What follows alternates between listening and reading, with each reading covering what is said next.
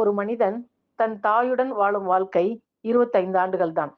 ஆனால் மனைவியுடன் வாழும் வாழ்க்கை 75 ஆண்டுகள் என்று கூட சொல்லலாம். வளர்ப்பது, படிக்க வைப்பது என்று தாயின் கடமை முடிந்து விடுகிறது. ஆனால் தருதலையையும் தலைவனாக்குவது மனைவி. தென்றலையும் புயலாக்குவது மனைவி. ரவுடியையும் ரம்மியமாக்குவது மனைவி. முட்டாளையும் அறிவாளியாக்குவது மனைவி. ஆற்றுப்படுத்தி நெறிப்படுத்துவது மனைவி. மனிதனை மனிதனாக்குவது மனைவி.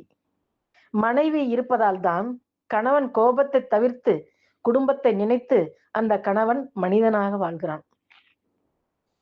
பேசினால் வாயாடி, பேசாவிட்டால் உம்மனாமுஞ்சி, அழுதால் நீலிக்கண்ணீர், அழாவிட்டால் நெஞ்செழுத்தக்காரி, துணிச்சலாய் இருந்தால் திமிர், துணிச்சல் இல்லாவிட்டால் அப்பாவி, கேள்வி கேட்டால் ஆணவக்காரி.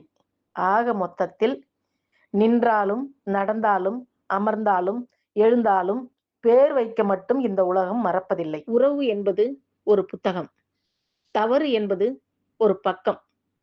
அந்த பக்கத்துக்காக ஒரு புத்தகத்தை இழந்து விடாதீர்கள். நிஜம் இல்லாத வாழ்க்கையில் பொய்யான சிரிப்புக்கு அதிக மதிப்புண்டு. இங்கு பொய்யே உண்மையை காட்டிலும் மிக அழகாக இருக்கிறது. பொய் சொல்லி தப்பிக்க பார்க்காதே. உண்மையை சொல்லி மாட்டிக்கொள். பொய் வாழ விடாது, உண்மை சாக விடாது.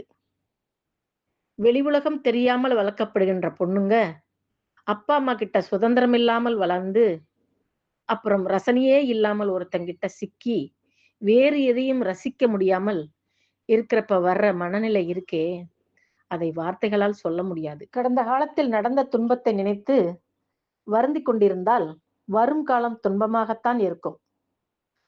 இருளான வாழ்க்கை என்று கவலைப்படாதே. இருளில்தான் கனவுகள் முளைக்கிறது. கண்ட இடத்தில் கொட்டக்கூடாது குப்பைகளை மட்டுமல்ல, வார்த்தைகளையும் தான். எதையும் பொறுத்து கொள்ளும் போது நாம் நல்லவர்களாக தெரிகிறோம். எதிர்த்து கேள்வி கேட்டால் நாம் கெட்டவர்களாக தெரிகிறோம். விட்டு கொடுங்கள் அல்லது விட்டு விடுங்கள், நிம்மதியாவது நிலைக்கும். ஆடுகிற ஆட்டமும் ஓடுகிற ஓட்டமும் ஒரு நாள் ஓயும் போது கூடுகிற கூட்டம்தான் சொல்லும் நீ யார் என்று. சோர்ந்து விடாதே. வாழ்க்கை நீ எதிர்பார்க்காத நேரத்தில் பல ஆச்சரியங்களை கொண்டு வரும். அப்பொழுது நீ நீயாக இரு. என்ன நடக்குமோ ஏது நடக்குமோ என்று யோசித்துக் கொண்டு இருப்பதை விட முயற்சித்துப் பார்.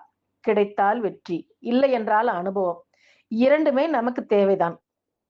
தேவையான இடத்தில் முற்றுப்புள்ளி வைக்க வேண்டும். இல்லை என்றால் வார்த்தையும் வாழ்க்கையும் அர்த்தமில்லாமல் போய்விடும். உண்மைக்கு சற்று திமிர் அதிகம்தான். ஆனாலும் நீ நீயாக இரு.